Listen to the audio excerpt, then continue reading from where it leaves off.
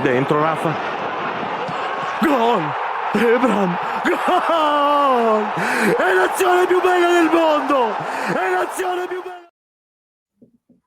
Hello everyone and welcome to another episode of the SempreMilan podcast. I'm your host, Ollie Fisher, joined once again by the immovable Anthony Torgrud. Oh, I move.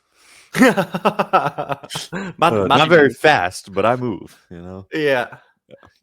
How's things, mate? Good? Yeah, it's good. Just, I've been awake for about 30, 40 minutes. Got a nice cup of coffee, triple espresso. Found out I had another, probably I'd say about half pound of espresso beans. So got to use those because I thought I was out. If you guys ever put your orders on Amazon, like on a subscribe thing to where it just sends it to you every month, just be careful because I did that with beans about 3 months ago, and I've yet to receive the second shipment yet. That keeps getting delayed, so keep that in mind. Solid advice, some solid shopping advice, and we're going to give Milan some shopping advice in this podcast. It's the off season, but as we keep saying in these, it's never quiet with Milan, especially with the work that needs to be done this summer. So we're going to be talking about some of the transfer rumours that are currently doing the rounds. But before that, we're going to do a little bit of a mercato guide. Thought we'd share, I guess, our would be experience, not necessarily expertise, in how we follow it, how we keep up to date with it, the rumours that you instantly dismiss, the sources, how stories develop, that kind of thing. And then we're going to answer quite a few listener questions as well. So before we dive into it, thank you, as always, to our Substack founding members, Des Windsor McGlynn, Tito Mac, Moritz Pullman, Joey Gawler, Kevin, MJ Mats, Luke Villano, Raul Escobar, Jack, Carlo Fassi, Nasser, Merlin, Finker, Derek Favretto, Heavenly 13, Mike Schulz, JT Physio, Tarek, Marco Villela, Roberto Racinos, Ken, Medicare, and Gianluca. Really appreciate the support you're showing us over on the Substack. It is, of course, our bonus content platform. The most recent upload on there was on Monday. Not correct date. Yeah. The Azzurri Dilemma. Stefano and Lorenzo on Pub Chat went through whether Gattuso is a good hire for Italy or not. I would have had a very quick thought on that. I think it's a disastrous decision, but I suppose there'll be Grinter involved, and he'll get them fighting for the shirt, all right. But it seems to be a poisoned job that at the moment. It really does. Like if Spalletti, the undoubted best manager in Italy, the full season before he got hired by them because of what he did with Napoli, if he can't get a tune out of him, like who the fuck can? But he was drama too. Maybe they need less of a hothead, right? Oh no, never mind. They've gone for Gattuso. I'm not surprised that Ranieri turned it down in the end, because I think there was a bit of respect to Roma as well, because he said he wouldn't carry on there. But anyway, go listen to them guys talk about that, and also the impact that it will have on Milan. Because Gattuso's ties to Milan, will he look to promote some of our younger players that are stars for the under-21 team and things like that? Our bonus podcast that we did at the end of last week was something a little bit different. We had Ben Dixon, our writer, for his podcast debut. Me and Ben club together. We actually did separate things on how our dream mercato would be this summer with zero net spend. So we had to sell in order to buy. We each pitched our plans to AJ, and he judged whose was better. So yeah, go check that one out.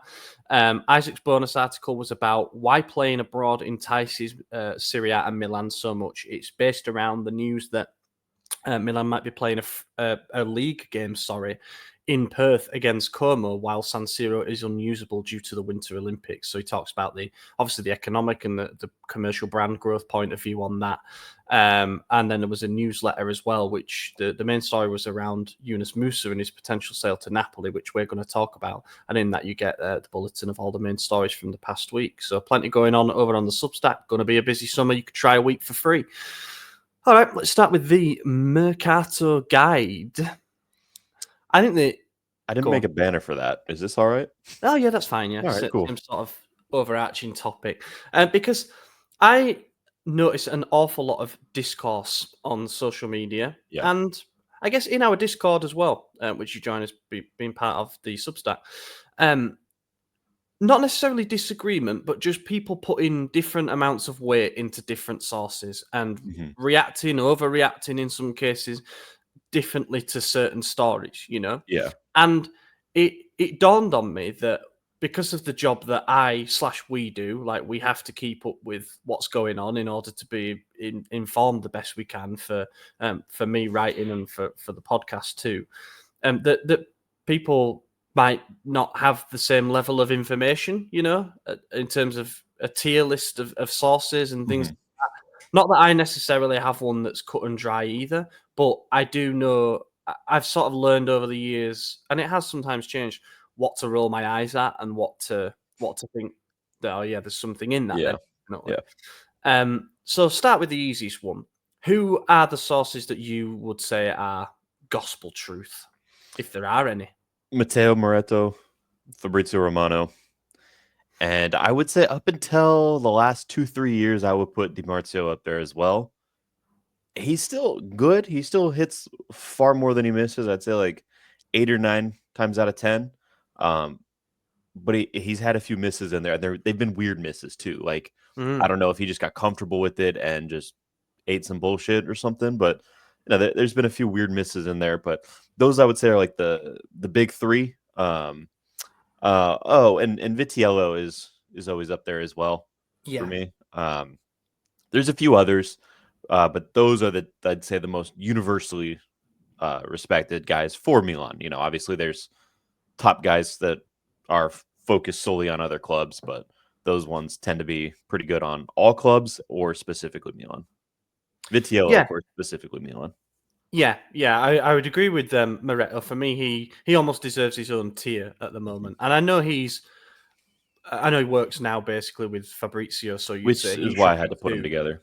Yeah, but I think Moretto, he's a Milan fan, and therefore he will always, I think, have an inside story on us. And he's had some good ones, and I often think that when a rumor emerges, there'll be a lot of silence from him, and I see all the replies to his tweets like, Matteo, what's happening with this? And he doesn't say anything until he knows, and I think that that's something very important and very underrated in journalism today. Yeah. I'm not saying it's like investigative journalism either, but there is an importance in checking with sources and not saying anything unless you're sure that that's the case. And I think Moretto follows that principle very well.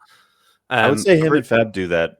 Fab less, but it's pretty rare that you see them as like the ones breaking the news. You will see it from the people who are just throwing shots in the dark first, and then those lower tier sources, mid tier sources, upper tier sources, and then once you get that Fab post, and it's usually with the handshake at Matteo Moretto, that's when okay, this has been confirmed. Everyone knows that it's real, at least for me. Yeah, I would agree with that. And I know people have their issues with Fab because, and I do believe it's we had him as a guest on this podcast some years ago, and he's exploded even since then. But I think some of the issues are genuine. It's very clear that there's some agent involvement or there's some PR element to his work. You see repeated tweets about certain players, and I instantly suspect foul play, but you got to make a living as well. So it's a balancing act. But I think Fabrizio as well has been called out for getting stuff wrong and deleting his tweets. And, that's not a good look. No, it's not, especially in that job. It's a job that everything changes so fast. So you're going to have misses. And I think as long as you're honest about those, it's better. What I don't like about Fab is I will constantly see him break a story and then say, as exclusively reported first by Fabrizio Romano. And then, a simple search will show you that that's just blatantly not true. Yeah. And, I don't know how he justifies it with like a small bit of detail that only he had or something. Like, I don't know. It's not my business, but that's my only issue with him. And then, of course, the stuff you said as well, you get to, he is not on payroll, but definitely gets a little kickback from agents or players or clubs, sometimes. Hey, you see him used now in club announcements, and that tells you everything you need to know, right? Like he is, So he's almost made being he's been made he has made being a transfer expert into like a brand. With all the here we go stuff, and I think he deserves mostly commending for that, to be honest. But then you got to question, where do you go from there? I mean, he obviously has people on his team helping him out now, so you never know what info he's actually getting firsthand and how much of it is the work of, like the Di Marzio team. includes a guy called Luca Bendoni now who covers Milan mostly. I think he's very good. So yeah, and I'd drop Di Marzio down into tier 2, even though I've just said that about him. I think Di Marzio specifically has just dropped off a little bit when it comes to us. Whether he's been fed red herrings, whether it's a new ownership thing, and they knew he was the number one guy, so they wanted to make sure he wasn't well informed. I don't know. There may be something in that. Yeah.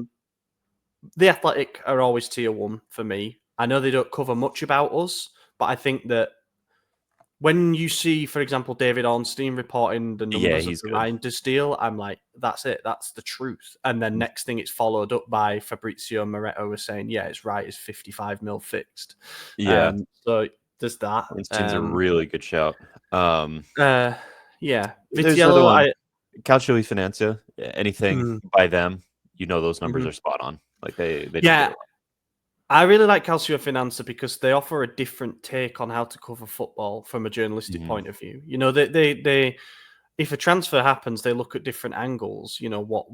What the sale of Reinders means for Milan's accounts and financial flexibility. I think that they do a really important thing, and also they cover an awful lot of legal stuff, which means they have got to be spot on with what they do, because otherwise they get sued. It's that simple. So I think that they deserve a shout out. And I would also shout out Pepe Di Stefano for Sky. Yes. He is very close to the team. It's a fact. If you you don't have to read his book, but he published a book about Milanello, and some of the comments that he got in there, he basically interviewed absolutely everybody connected to the club, legend status to other journalists, to people within the club. It's very clear that everybody knows who he is. And then I've always kind of rated Alfredo Padula because he started as a Milan specific journalist. He's with. No, that's fair enough. He's part of our network now, so I'm gonna shout him. I'm blocked, so obviously the Sport Italia thing is a little bit different. You've got a lot of these journalists. For example, Anto Vitiello, great journalist, covers the club on the ground. Like he does stuff outside Milanello and things like that. But he also does pieces for Tuttosport and Corriere dello Sport, and I wouldn't have them tier 1. No, but they're clearly getting good info, but is he going to give them his best info? Would he save that for Milan News? You sometimes have doubts about how much the Venn diagrams kind of overlap. Well, and so my rule of thumb with things like that, because there's a lot of guys that do that, is if something is like, for example, Tuttosport via XYZ versus they're just reporting it on their account. The stuff on their account is the stuff that they put their name on, right? That's the stuff that they say, this is big, I'm backing it, and I want the glory if it's right. Whereas if they're going to Tuttosport, they might be like, I don't have 100% faith, and I know Tuttosport isn't that reputable for Milan, so if I give them this info and they report it, it doesn't come back to me 100%. And then if it does come true, I'm going to shout about it and say, this was my thing for them. Exactly. Yeah. And of course, it's an extra. Again, this all comes back to it's a job, but it's an extra bit of money for them, like to do columns and things like that. I would put Daniele Longo in tier 2, Calciomercato.com in general tier 3. I think Longo has got better. I'll be honest. I think he has as well. I don't see it from him because I'm blocked as well. Called him Pongo one too many times. He didn't appreciate it. It's all right. But he used to be a dog shit source. I know Isaac has always had a good rapport with him and liked him, but I never thought he was up to par. I thought he was making stuff up and causing drama internally with journalists. So not a big fan of the man. But his information has gotten better. So, I can't say no to it. I think another tier 2 source, Luca Maninetti, obviously our boy, but he's on the ground. He's there. So he gets stuff right way more often than wrong. Yeah, and I know that this is something that most people won't keep up with, but women's team, for women's football, Luca is, he's the guy. Basically truth. Like if he says something, it's happening. And then you got someone like, I'm just trying to think club-specific journalists. Carlo Pellegatti is an interesting one. I find it really hard to put him in a tier because I can't help but take note of the things that he said, because when he goes left field with something, it's either a shocker or it's a home run. I don't doubt that he knows people and that he's very well connected. But whether he takes tidbits and ideas and runs with them. For example, his big thing today is that Allegri has apparently said he wants Moise Kean over Vlahovic. Saw that, yeah. Now, that to me kind of makes sense because Kane was used and Vlahovic had a difficult relationship with Allegri at times. And Kane had a really good season last season, and Vlahovic not so much. He would have a lower salary and he's got a 50 mil release clause. Vlahovic, we don't know exactly how much he's going to cost. There are things that make me think, yeah, that is logical why Allegri would say he prefers him.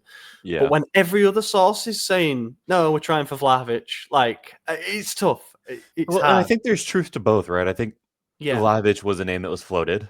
I would assume that based on how we do things the last few seasons and how it looks like we're still doing things under Tare is we're putting out feelers for 10 targets each position, seeing what sticks. And I would not be shocked if both Vlahovic and Moise Kean came up. And with Allegri being involved and with Allegri having coached both players, I'm sure he said, oh, Vlahovic or Kean, I like both of them. They'd be great. And then to reach out to Vlahovic first because that's the one with more name value, I would think, even though stock level, I would say Kean is above him currently. But yeah, I think that also makes sense. And I saw that last night right before I went to bed at like, I don't know, 10:30, 11 p.m. And I thought, interesting. And you're right. He's one of those guys that like, it's never a run-of-the-mill rumor. It's, it's never surface level. I've seen this before. With him, it's always the sensational. And what comes with always being the sensational is wrong. Or it does. what it could be is preemptive. It might be something that he has a real connection with Milan, and they say, yeah, we're going to reach out to Moise Kean. And they go, no one knows this yet. I'm on it. And they say it. And then what happens is they reach out, they find out that, say they want 90 mil, something ridiculous, right? Let's just pretend. And then Milan says, well, that's not happening. Let's drop this one. Nothing ever comes of it. And now all of a sudden he looks like he just made some rumor up and he got it wrong. But it was like, no, he was just the only guy that they told, and then they dropped the pursuit, and that does happen. That happens a lot more often than people think. Sometimes people at clubs have their one person that they'll leak something to versus others where it's like, yeah, we're telling everyone this because we want to put pressure on the other team and make this deal happen right away. Yeah.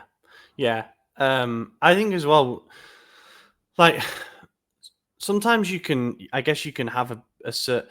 I'll use this now to make the point that really pisses me off the most about covering Milan and covering specific deals is that you'll get the initial story break. For example, the interest in Luka Modric or the interest in Granit Xhaka. Someone will have that as an exclusive. I think it was Mercato who had the Modric thing. And then every journalist and every source will follow that up with their take on it. And they'll just add in a little bit more detail, They'll be like, oh, yeah, we also knew that too, but we can let you know that we've offered a 1-year contract. And, oh, yeah, we knew about Xhaka as well, but actually there's a 10 million bid already gone in. And it's like, well, you didn't know it a few hours ago, I don't like this taking it and adding a bit on and saying that's mine. I get that comes with the territory, and I get that something can break and then you can run checks. You can call an agent and say, is this true? And they might confirm it or deny it. And it's always something minor too, something that like no one's going to hold him to the fire if it's wrong. Like, or it's something super obvious, right? Like with the Modric deal. We all know he's 40 years old. He's not getting a 5-year contract. And then you see, Modric is announced. And now you see someone, we know that they're in talks over a 1-year deal with option for another. It's like, okay, did you actually know that? Or are you just taking the most obvious shot in the dark ever? Because I could have guessed that, but I didn't talk to Modric, and it'd probably be right. And then all of a sudden it'll be, say it comes out, it's 2 years with an option for a third. And no one's going to go back to that one journalist and say, hey, you got this wrong. You said it was this, and now it's a different year. Like, what happened there? No one remembers. No one cares. They just remember that they also had that story, the details. And again, I get it. The details can change. Like, these are fluid negotiations. But yeah, it does annoy me, that whole. And it's always like within an hour of the original story coming out, it'll be on Calciomercato, and they'll be like, yeah, we knew this, and we can also let you know that. And it's like, that's not the case. Just, we can credit original sources, and we can say after running some checks and things like this, it's a bit gatekeepy. And linking it back to the thing about Pellegatti as well, 2 days after the final game of the season against Monza, he did a thing where he said he did like one of his videos on YouTube, and he said, "Oh, I'm really sad to be speaking to you today because I've been told that Reinders to Man City is already done." He went and said goodbye to all of his teammates, emptied his stuff out, and then left. Now that wasn't a massive surprise to us to learn that, because we knew City were coming in with a bid and stuff like that. And he was proven to be right, but like quite far down the line, if that makes sense. So that might not have been the case in that moment, but something like that sticks with me, because I'm like, he's the first guy to say it's all done. It's just a matter of time. And then, of course, and that could also be hedging his bets, because what a team like City's capable of, and if they want to target, they're going to make it happen. That's one of those though where if he were wrong and City don't get him in before the Club World Cup, you're done. You delete the tweet. That's what the rest of them do. Yeah, can't delete the YouTube video. I guess you can actually just put it on unlisted.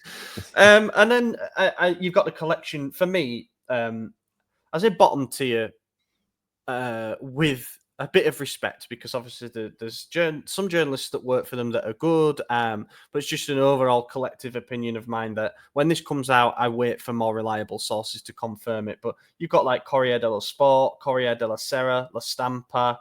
Luca Bianchin's another one we should mention as being good. He's very good. Very good. Sport Italia, as mentioned.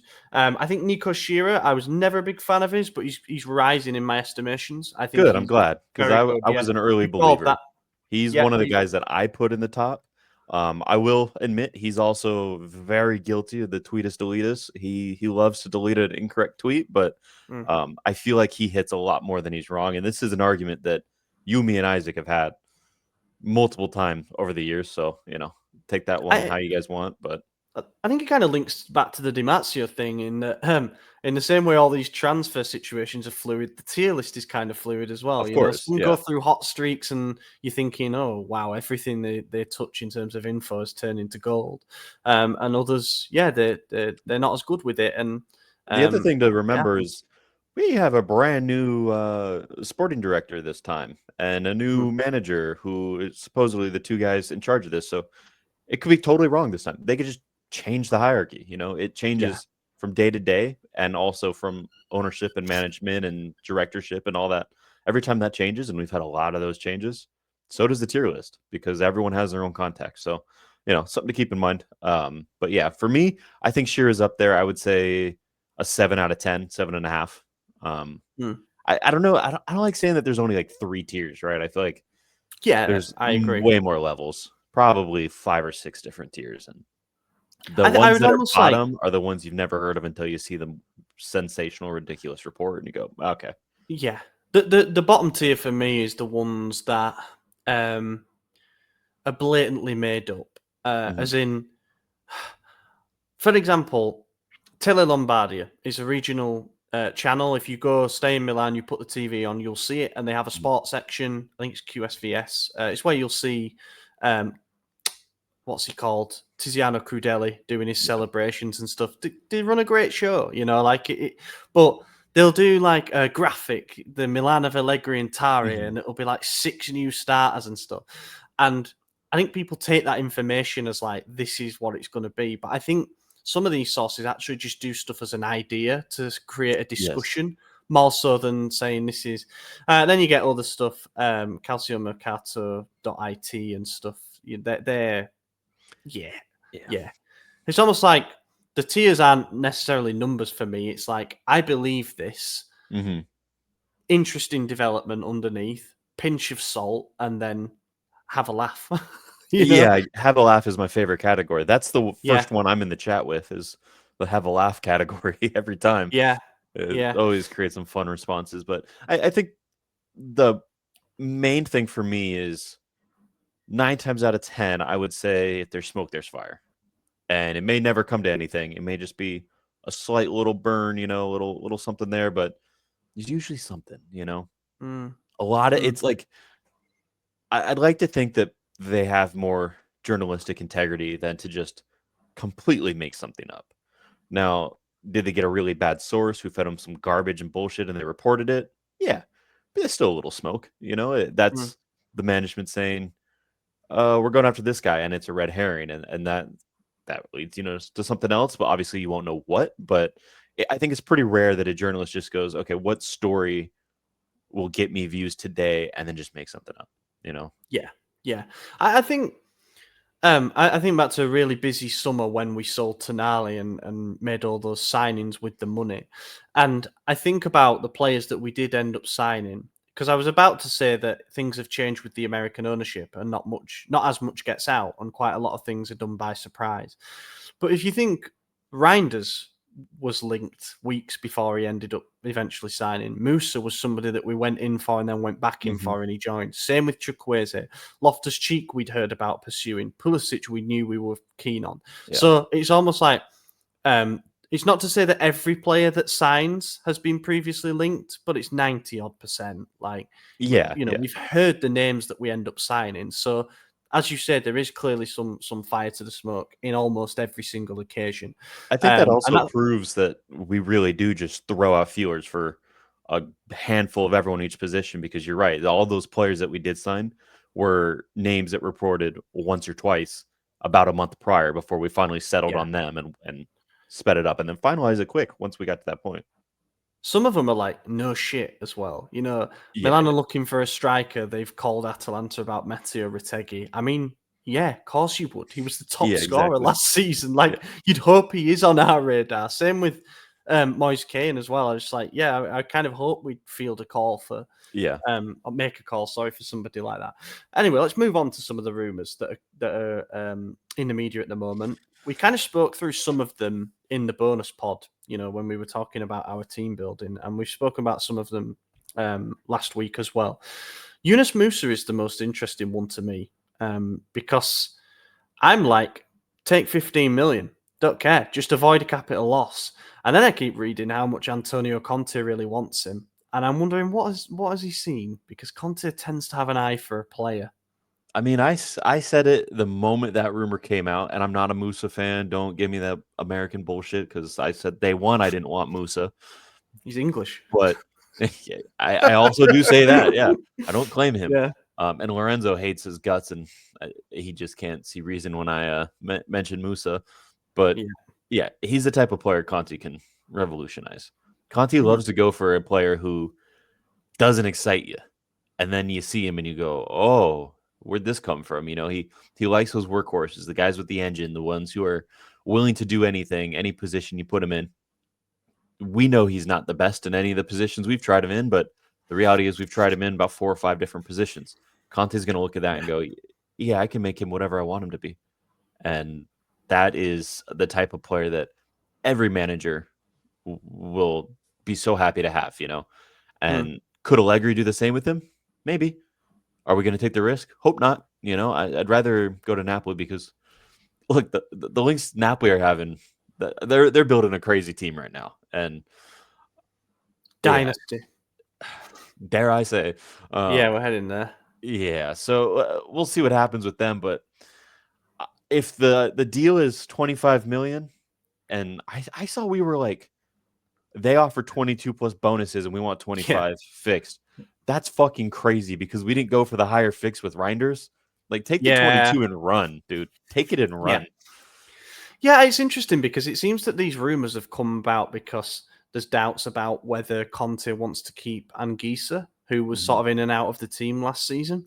I'd do a swap, no problem. Like a like-for-like swap, I would take that in a heartbeat. I've always been a big Anguissa fan. But yeah, if we just have to sell him for cash and we have an opportunity to make like a significant capital gain, we're talking like 10 million capital gain because of the write-downs and stuff, we should absolutely take that. And we know that we need a midfield rebuild anyway, and Musa shouldn't be a big part of the plans for next season. That's literally the money to go out and get another starter.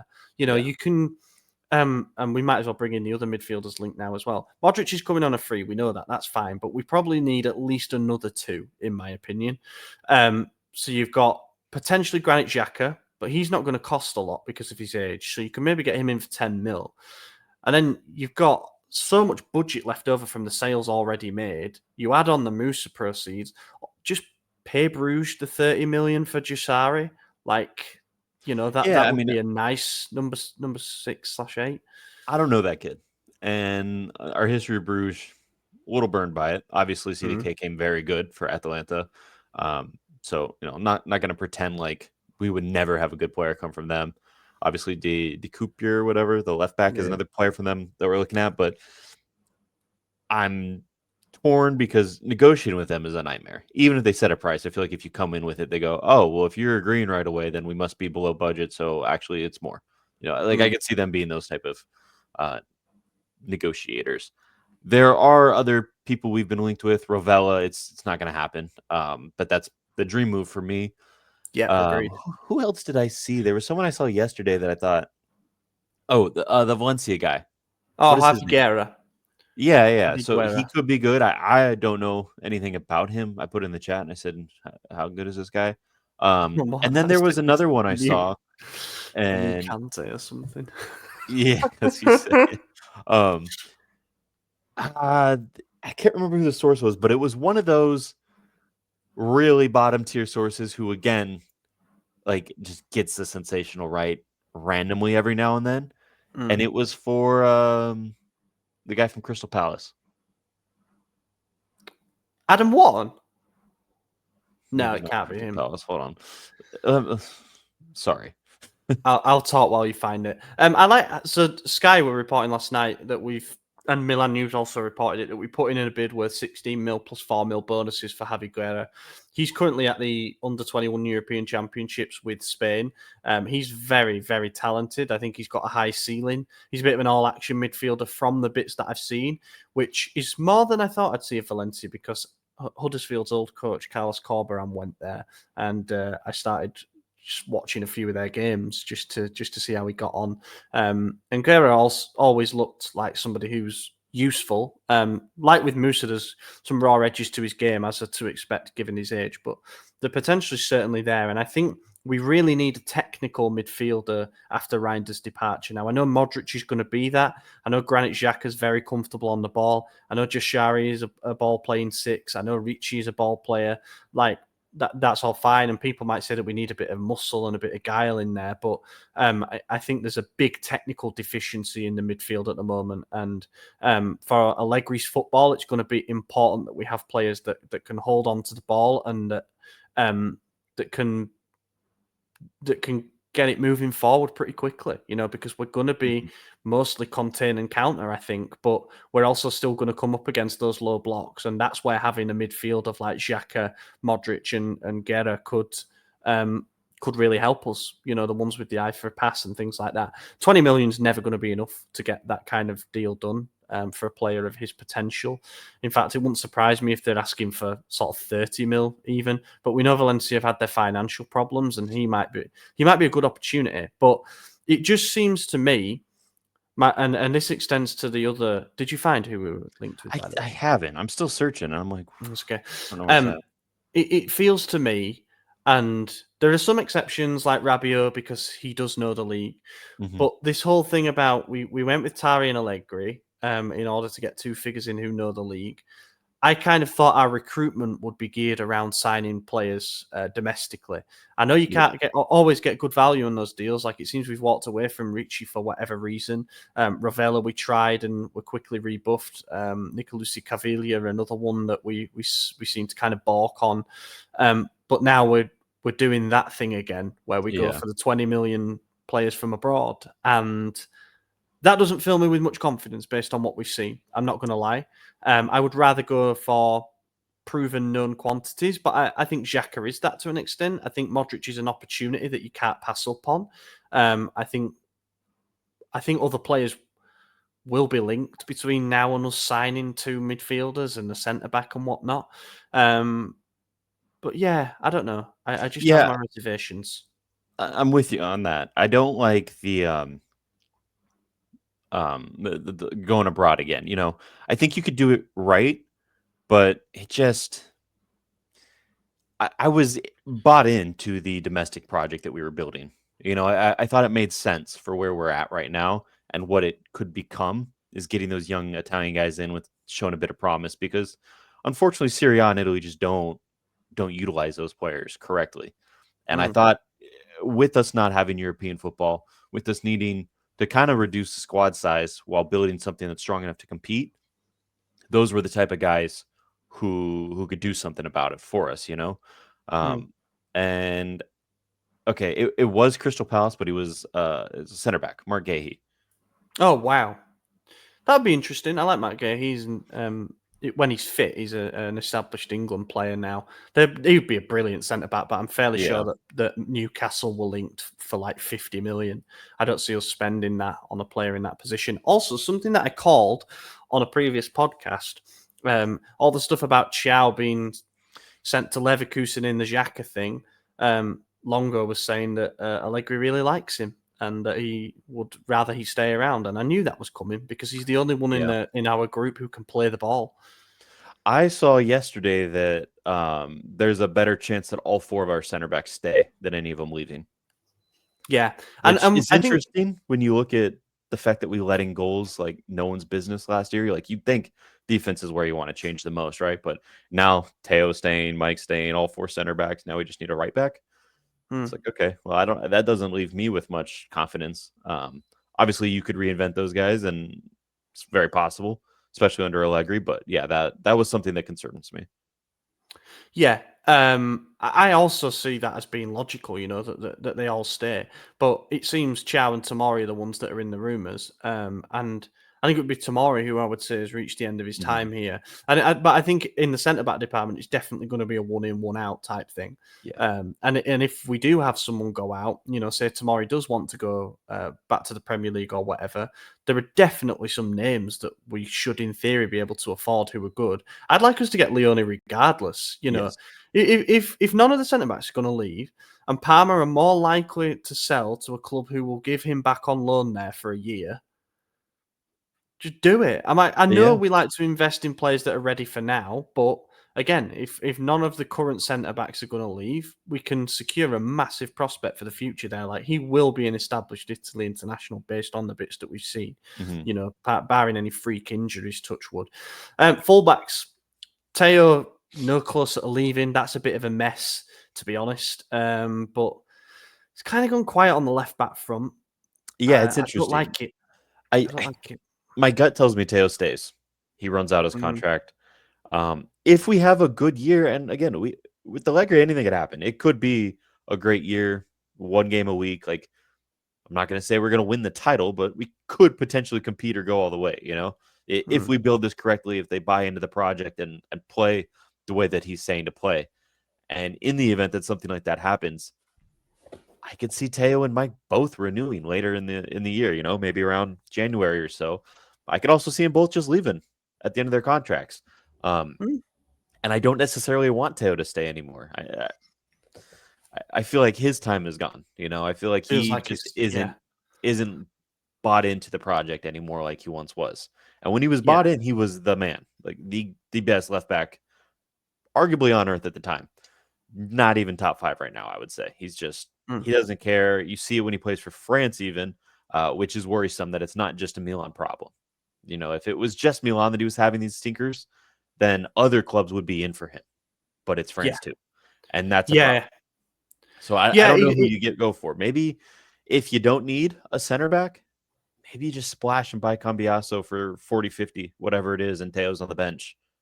Because that's how he's building for the future.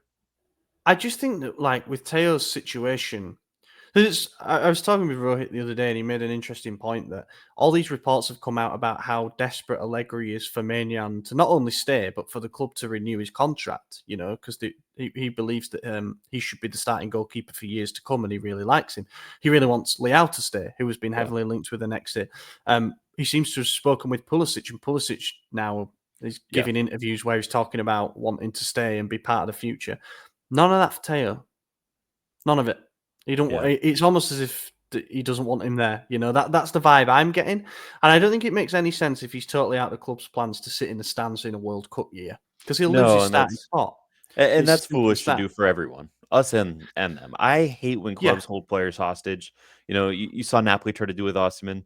Obviously, he made that deadline day move to Galatasaray or whatever it was, but I don't like that shit. You saw PSG do it with Mbappe for the first 3 or 4 games of that final season. That they lost them and then said, "Okay, come back in and help us." I think it's scummy. I don't like that. At the end of the day, this is a job, and like yeah, you got to work for your employer, but look, if my employer decided to freeze me out, bye. Like I quit. Yeah, I'll do whatever I got to do. And obviously, their situations are totally different because they have contracts that would have break clauses and fees involved. But I just don't like it. I think it's scummy behavior from the clubs to do that. So I would hope we don't freeze them out. I hope we can find some sort of solution. Even if we don't get the amount of money we want, it's better to get some than none. I think that's a no-brainer. And maybe towards the end of the window, Atletico do come back in with that 10 mil and we say, okay, fine, because that's all we got. Who knows? Yeah, can I blame Theo Hernandez for wanting to join Atletico over wanting to move to Saudi Arabia? No. Like, he's got a young family, and what his wife does for work would not be welcome in Saudi Arabia. That's an actual fact. It's a massive life change. It is. And Madrid's where he's from, where he grew up.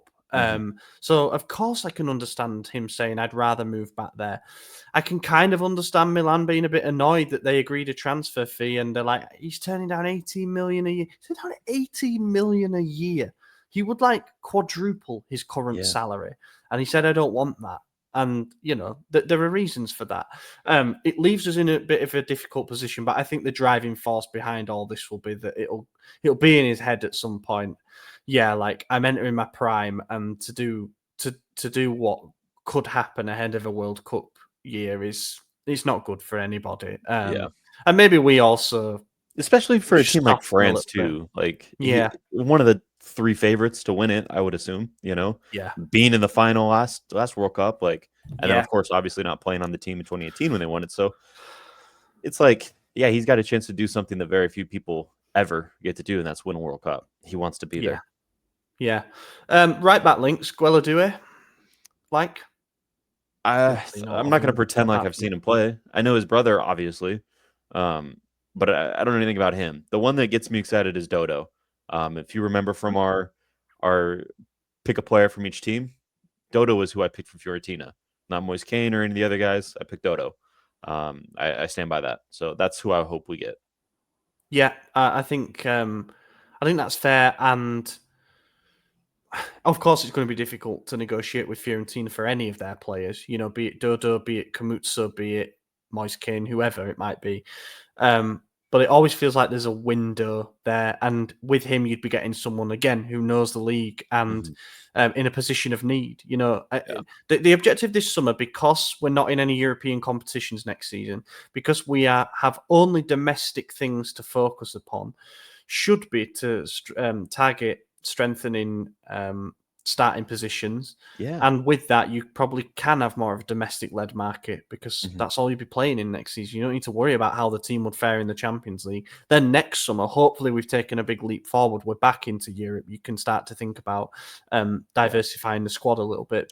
And when you buy domestically, not only is it you're getting a player who you hope is good for your team, right? But you're also taking a player who is good for another team away from a direct opponent, whether it's a mid-table club or a top half club or whatever.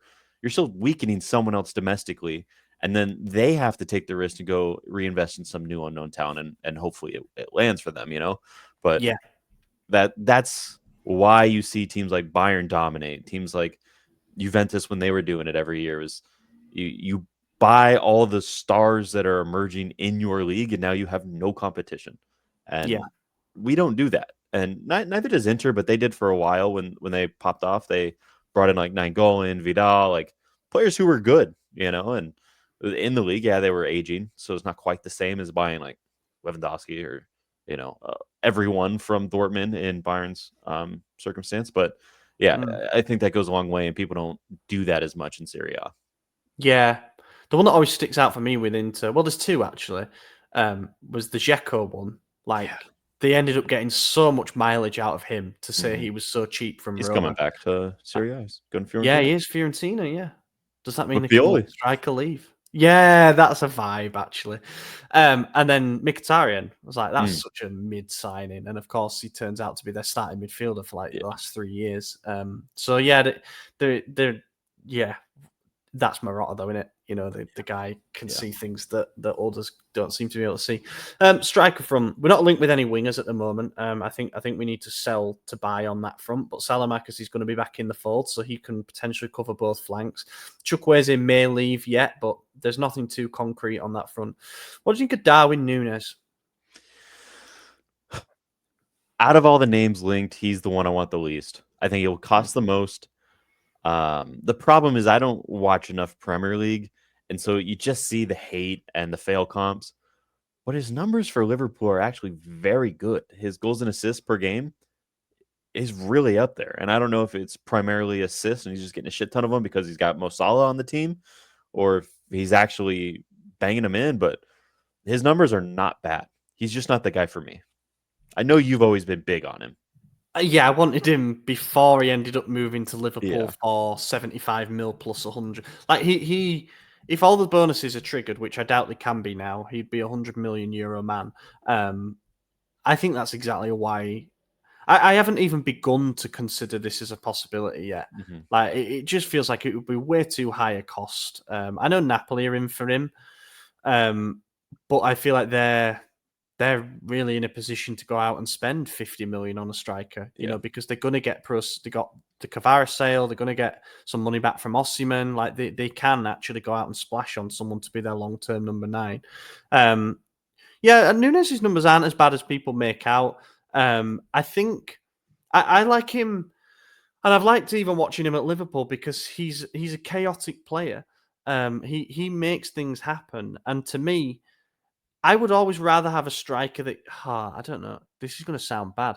I'd rather have a striker that gets 5 big chances per game and takes one of them than somebody who can be completely marked out of a game. You know, like we've sort of seen with Gimenez at certain times. Now, what all this means for Santi Gimenez is almost another discussion because I think it's a bit of a smack in the face if we go out and sign another starting striker. I'm not going to lie. To give up on a 35 million man after a few months when we're in like one competition next season, realistically. 3, but like no Europe.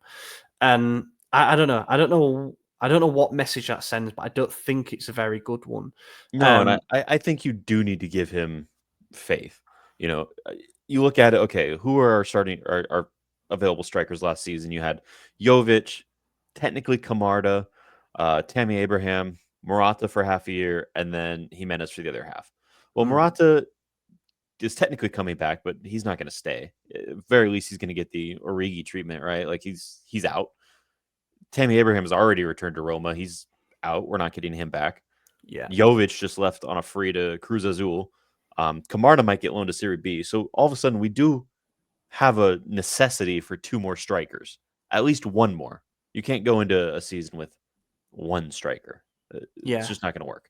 So I think you maybe need to. You perhaps need to if you're going to loan Kamada out, which is something that's being debated at the moment because he was all right last season. Like if we had a couple of injuries, it's fine. We just grab Kamada from the Futuro. But if he's loaned out, you can't just recall him, and there's nobody really waiting in the wings. So, that's something to consider. I mean, Ciro Immobile has been mentioned as coming in potentially to fill the Jovic role, which I presume means be underappreciated for 6 months, have a good 3 games, and then go back to being out of contract.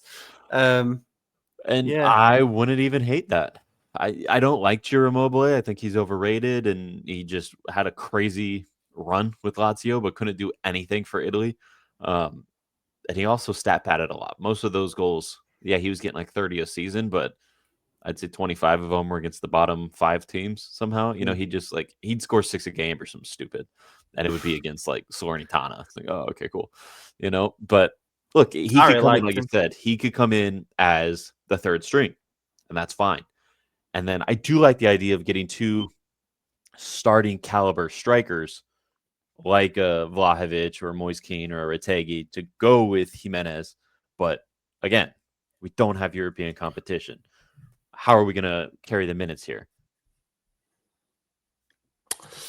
Yeah, I just won't. I can't see us spending like half our summer transfer budget on the striker position.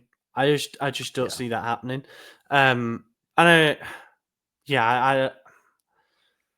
There are all kinds of reflections that need to be had on that, because I saw something from Tutor Sports, so not necessarily a great source, but it's more of a logical reflection that if we were to go out and spend big on Vlahovic, go out and spend big on Retegui, who is very similar profile as well,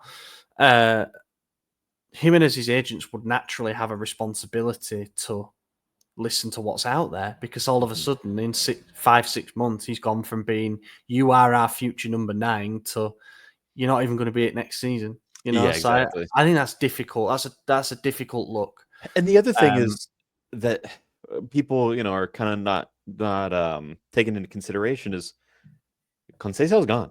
Like, mm, he was the reason Gimenez fell out of favor, not Gimenez. He mm. didn't do terribly, right? Like, he didn't even get to He scored start 6 his first. goals. Yeah, he wasn't even starting his first handful of games at the club. He was coming off the bench, and he was Mm, getting on the score sheet. Nothing crazy. An assist in his first game, a goal in his next one, or something like that. And yeah. he was doing all right, and then all of a sudden was just like, yeah, this isn't the guy, Jovic. And it was Mm, very weird. It never felt like it. Like, to me, it was never justified.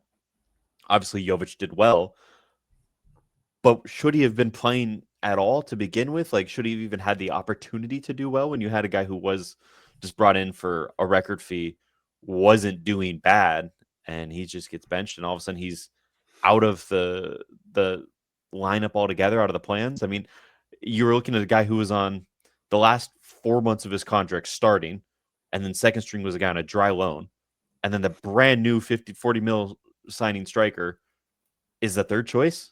That didn't make any sense to me. So how we could go into it thinking, well, we know Gimenez isn't it because Conceição did this. So yeah, nothing that guy did made any sense. So mm. to me, you go into this season pretending Conceição was never here, and Allegri's got to figure it out. And I trust him a lot more than I do Conceição at this point. Yeah, and that actually leads me perfectly into the first listener question. I thought you were going to say Conceição's son being linked. Oh, well, there was that, yeah. I mean, there's only been one report on that. No, in fact, there was one a little bit ago.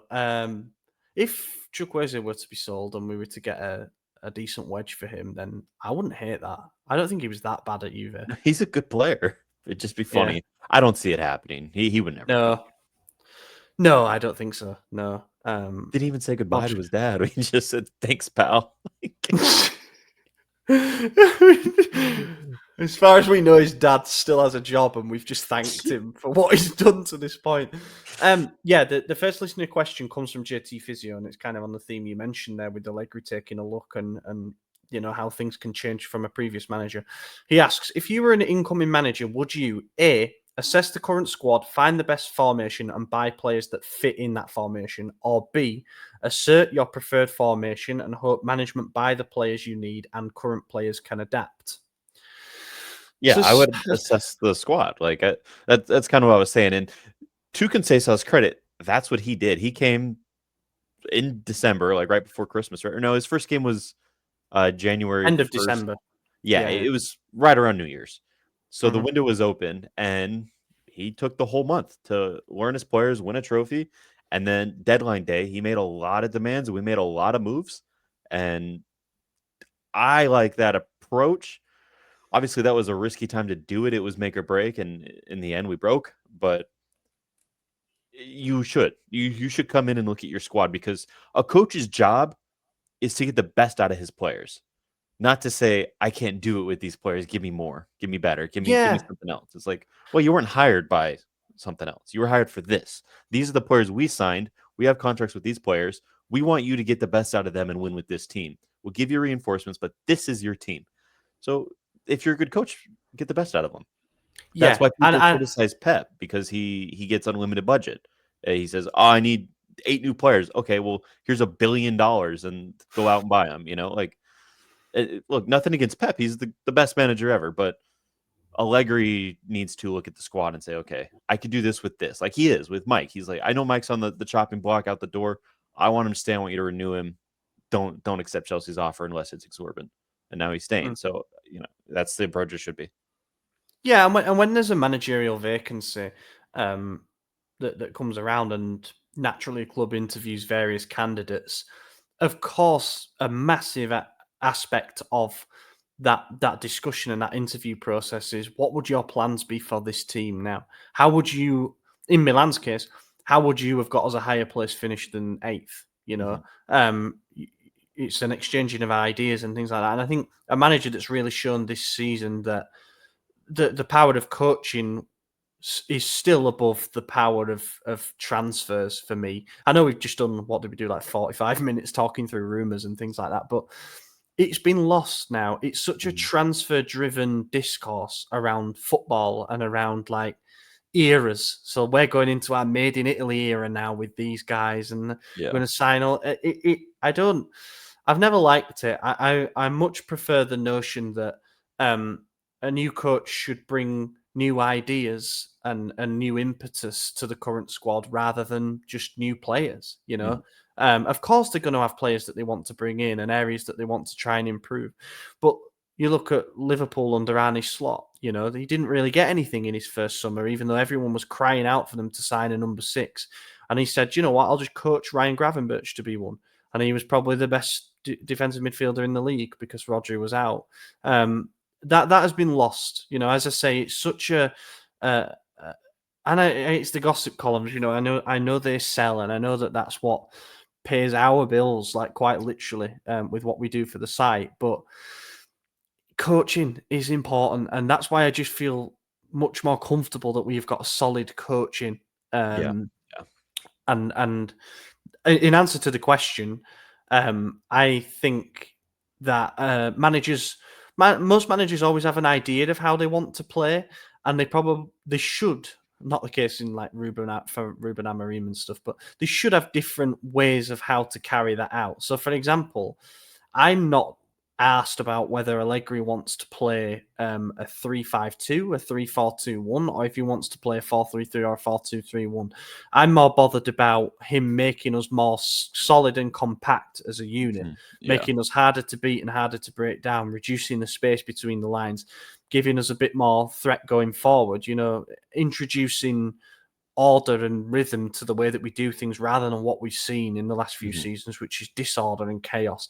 That to me matters more than a formation. And even personnel to an extent, because we saw with the switch to a 3-man defence under Conceição, all of a sudden hopeless players looked a lot better. And that's why I think, again, I keep saying it, but ideas and coaching are so important. They need to believe in what they're going out there to do. And I think Allegri will give them that belief. You know, there's all these reports at the moment, and they're from the reliable sources that we mentioned earlier, that Allegri has never been as motivated as he is coming into this job. He's at AC Milan and at Milanello every day to prepare for the season. He brought in an elite backroom staff. He got basically everyone he wanted, and that includes Juventus's Primavera coach and Italy's under-20 head coach. He just brought them in to be his assistants. A really good goalkeeping coach as well, who was at Juventus, and I think there's more that have come from Juve.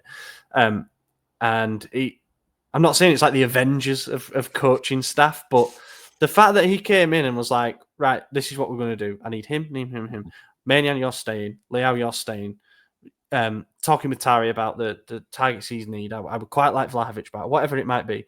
It's clear ideas that there's something to latch onto here. And it's not to say that we're going to be a rip-roaring success next season, but I do feel as if with him there, that there's going to be a bit of competence at the very least. Sorry for the ramble there. Moving on. Marco asks, if Mike stays, would you keep him as the captain? If not, who would you make captain?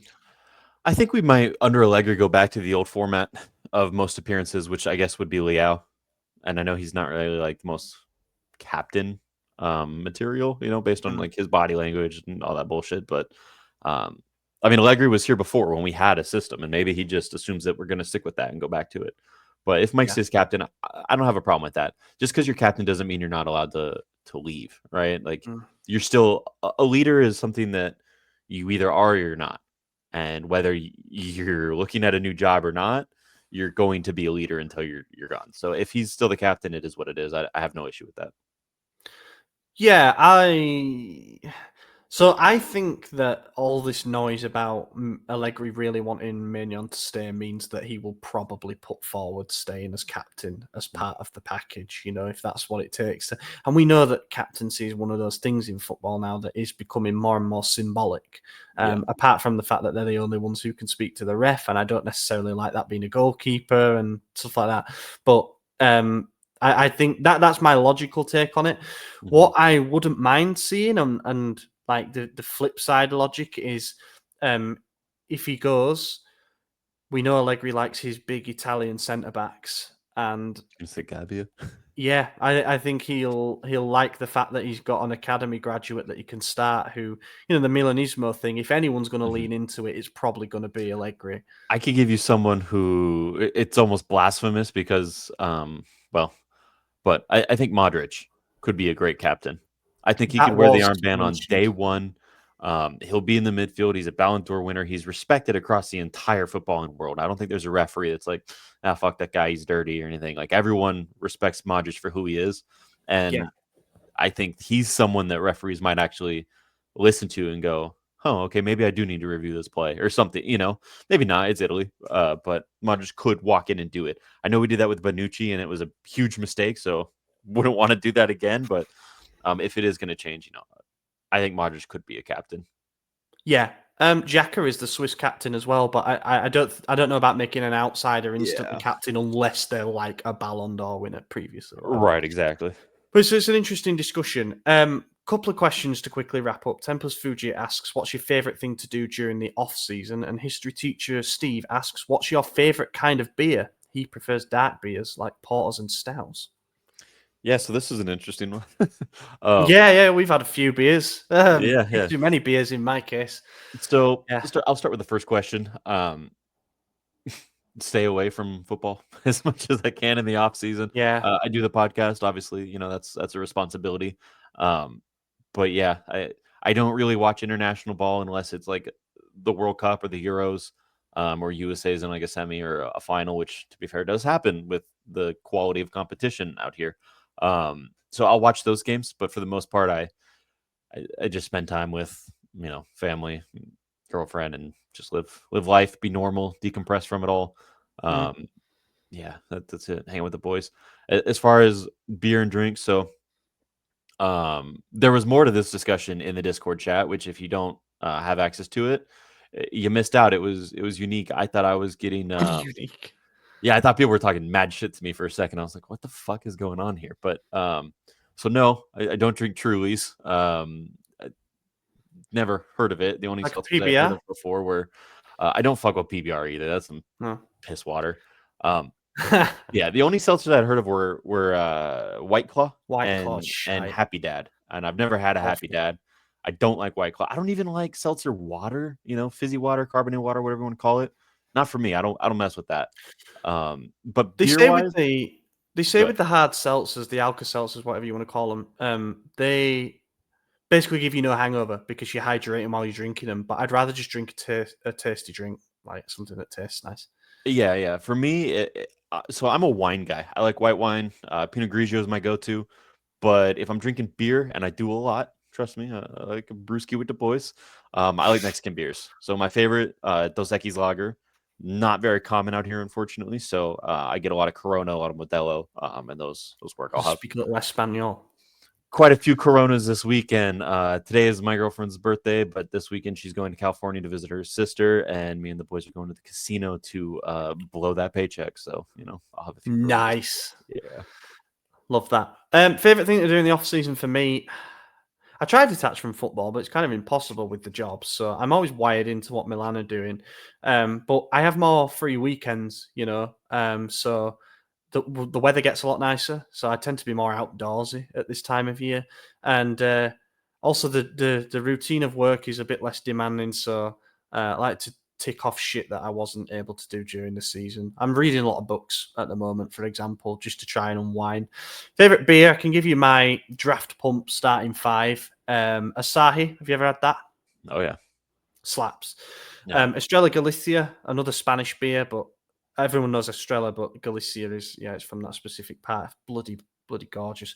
Grolsch, which is Dutch. I don't know that one. quite like Grolsch. Ichnusa, which is a Sardinian beer, and it's a belter. And a fifth one, I would have a stout on there, probably, just for a bit of variety. And my favourite stout I've ever had is called Oyster Stout. But in terms of mass available, I don't mind a Guinness, and I don't mind a Murphy's either. But I'd have a stout on there for a bit of variety. A bit of a wild card shout that few people have probably heard of, but it's a Polish honey beer. It's called Łomcha. If you have the opportunity to try it, you should. It's really good. But I didn't listen to mine because can't get it here. I had it only a few times because my uncle brought it back from Poland, and I said, "Thank you, sir." But yeah. Okay. Oh, Poland do some great beers. Really good. Zivjetsky, they're the mass available ones, but some of the wheat beers are really good. Some good German beers as well, like Stefano and stuff. Yeah, we'll wrap it up there. A bit of beer chat to end. Always good. Yeah. Needed plenty of them last but season. hey, here we are. Go crack one. I might just go crack one here. Yeah, it's just a Tuesday. Why not? Yeah. Thank you very much for listening, everybody. I've been your host at Ollie Fisher. Find me, whatever. I've just said my Twitter at the same time. AJ, cheers for joining. Yeah. If you find my Twitter, great. If not, I won't say it. We'll be back later this week with another bonus episode. Topic TBC. So let us know if there's anything you want us to cover, and we'll be back early next week with another main pod episode. Have a fantastic week, everyone.